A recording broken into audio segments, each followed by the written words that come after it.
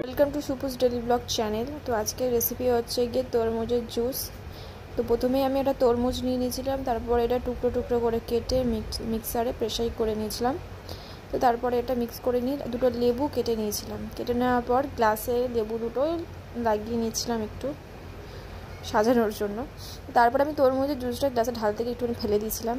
তারপরে একটা cold drinks নিয়েছিলাম, সেটা পরিমাণ মতো বুঝে আমরা জুসের মধ্যে ঢেলে দিয়েছিলাম। এটা আমার সেকেন্ড ভিডিও আমার চ্যানেলে, সবাই জানিও কীরকম হয়েছে, সবাই জানিও।